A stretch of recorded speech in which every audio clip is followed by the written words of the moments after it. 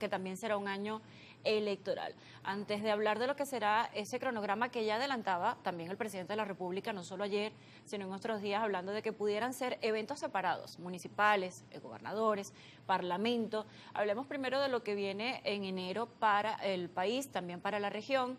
Hablando de hechos, basándonos en hechos, pues el día 10 de enero se va a juramentar el presidente reelecto de la República, Nicolás Maduro.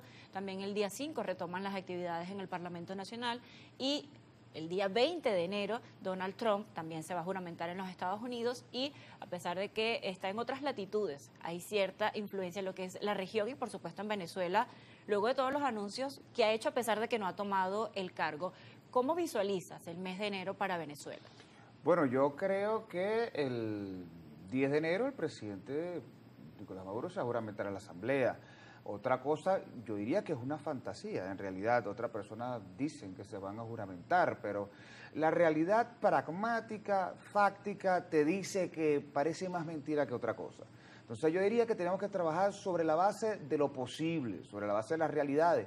Y yo creo que el próximo año es un año muy importante para el proceso venezolano, político, económico, social, porque es un año lleno de cambios en las administraciones públicas a todos los niveles. Hablábamos de Consejo Municipal, Consejo Legislativo, gobernadores, alcaldes, Asamblea Nacional. Nos toca medirnos el año que viene. Entonces creo que los procesos electorales que vienen para el año que viene son vitales.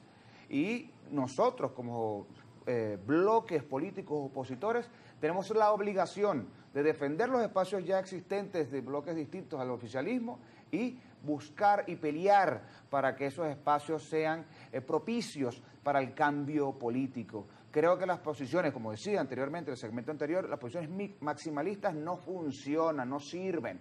Entonces yo creo que quedarnos estancados en el 28... Sí, bueno, hay cosas que hay que resolver, como decir, yo diría, bueno, yo siempre lo he dicho públicamente que el CNE para mí tuvo una actuación muy mediocre en el proceso del 28. Hoy por hoy los partidos todavía no tenemos ni siquiera cifras de cuántos fueron los votos que sacamos. Ah, bueno, esos temas los podemos discutir, claro, pero no hay que abandonar lo que viene enfrente, porque hay una gente, una población que está ávida de cambio. Bueno, en enero tiene que continuar lo que es el debate de la reforma de las leyes electorales, es lo que están haciendo desde el Parlamento Nacional. Sí. ¿Estás participando en lo que tiene que ver con esta discusión allí, tanto por Avanzada Progresista como diputado de la Asamblea? Sí, la Avanzada Progresista ha participado en todo este proceso y hemos dicho y hemos dado nuestros planteamientos tanto públicos como en las comisiones pertinentes, como es las propuestas que llevamos a las comisiones, como la discusión de la reelección indefinida, para nosotros un factor perjudicial para la vida democrática de nuestro país, la participación de las minorías, la proporcionalidad y la adjudicación de los cargos, porque recordemos que el problema principal, por ejemplo, de la Asamblea es que un bloque político que sacó 50 y pico % de votos tiene casi el 90% de los diputados. Entonces, hablando de que el foco no está puesto, ¿en quién se va a juramentar el 10 de enero? Porque ya, tomando tus palabras, se da como hecho que el presidente reelecto Nicolás Maduro va a ser quien va a tomar el poder el día 10 de enero. Entonces, el foco estaría en debatir esas leyes que permitirían para el Parlamento Nacional una representación apropiada de otros voceros. Claro, es porque no le sirve al país, ni mucho menos al gobierno. Porque diría, un parlamento que si 257 son diputados afines al oficialismo y 20 somos diputados de otros bloques opositores, lamentablemente no sirve mucho a la búsqueda de generar esa pluralidad y ese debate político profundo que necesita el país. ¿Por qué? Porque por la dinámica, el bloque mayoritario, muy mayoritario del oficialismo, aplasta las posiciones distintas por su manejo.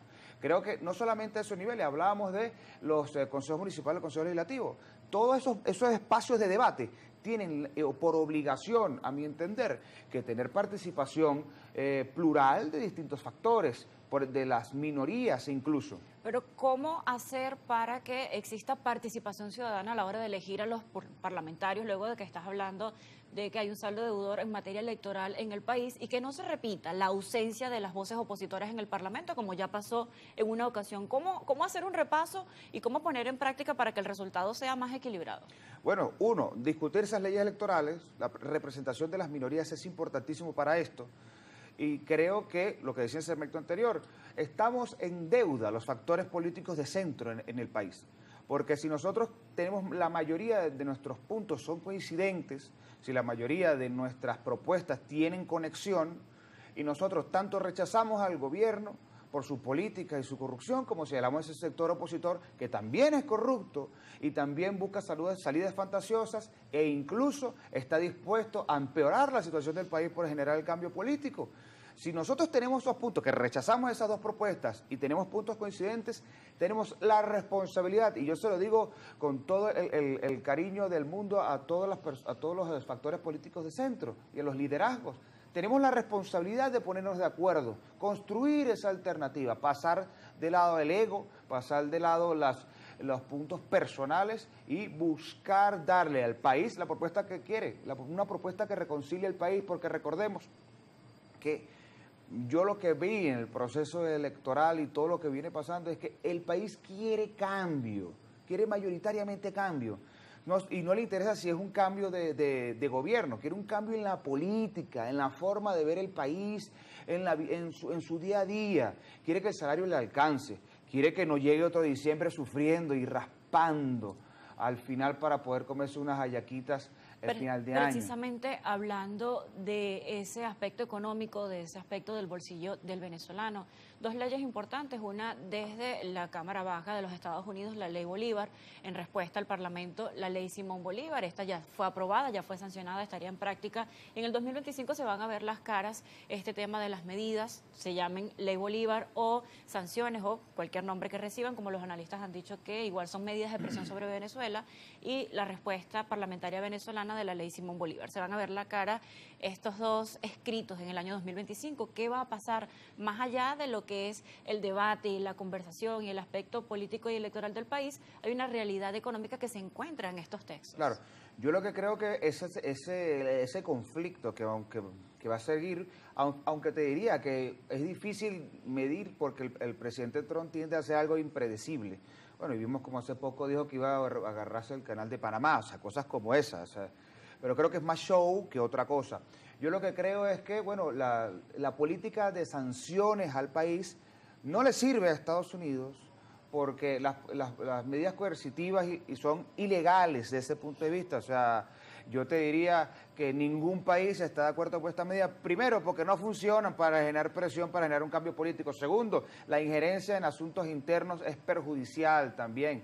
Tercero, empeora la situación económica y hace más dependiente al ciudadano del gobierno de turno.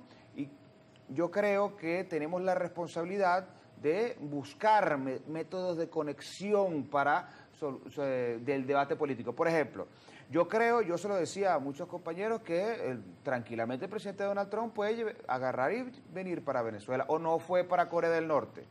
Incluso yo creo que va a haber una política muy pragmática al punto de vista energético. Usted califica como show estos anuncios realizados por el presidente reelecto Donald Trump, y uno de los más fuertes que hizo fue que no necesita el petróleo de Venezuela. ¿Cómo ve esta serie de anuncios que ya ha venido haciendo con respecto a lo que va a ser esa relación económica con Venezuela? Yo lo que creo que va a haber una visión muy pragmática desde este punto de vista. Creo que fácilmente pueden llegar a acuerdos energéticos. Yo, como te lo mencionaba, si el presidente Donald Trump fue para Corea del Norte, ¿qué te sorprendería que llegue aquí a Venezuela y se reuniera con el presidente Maduro? Para mí es una posibilidad, eso puede pasar. Ahora, yo lo que creo es que más allá del show, porque recordemos que el presidente Trump es un showman, yo creo que van a haber acuerdos energéticos importantes, porque hay intereses de las empresas, como de la empresa estadounidense desde el punto de vista energético venezolano. Y el conflicto en Ucrania, el conflicto en Israel-Palestina, creo que va a ser aún más difícil tener acceso a esos insumos. Claro, son comparaciones un poco distantes porque son sistemas de gobiernos diferentes, sí, el de Corea del Norte al sistema democrático de Venezuela. Sin embargo, claro, ya hay una relación por tradición de más de 100 años en lo que es la economía petrolera entre Venezuela y los Estados Unidos. ¿Dónde está el foco del venezolano? ¿Dónde está la opinión del venezolano o el interés para este año 2025, por ejemplo? Voceros de la política quieren enfocarse en el diálogo. El Ejecutivo Nacional ha anunciado una serie de programas para mejorar algunas condiciones en el país y, por supuesto, cada uno está desde su esquina abogando por lo que considera prioridad. Pero desde tu perspectiva, ¿dónde crees que está puesto el interés, el foco del venezolano de a pie para este 2025 luego de todos estos hechos y este repaso que hemos realizado? Pero yo creo que el venezolano de hace rato tiene un enfoque a solucionar sus problemas más básicos, porque la situación económica no está bien.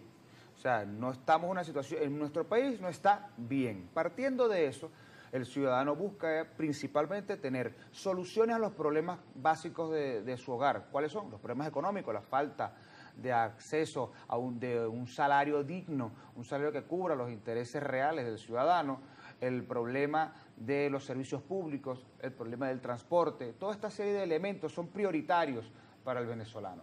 Y el venezolano estoy convencido de que no quiere más conflicto. Quiere vivir en su país, pero un país en paz. ¿Quiere un cambio? Sí, quiere un cambio en la política, quiere un cambio en las medidas económicas, quiere un cambio en la visión que se viene haciendo, pero quiere un cambio en paz. Y está en nuestra responsabilidad construir esa alternativa distinta, reconciliadora y que se encuentre con los intereses reales de los venezolanos. Esa es nuestra responsabilidad y creo que para el año 2025 estamos en la obligación, más allá de los procesos electorales, generar esas bases para ese cambio político en paz. Agradecemos su visita el día de hoy, diputado a la Asamblea Nacional. Gracias. Rubén Melián. Despedimos este segmento de entrevistas. Vamos a una pausa en Primera Página.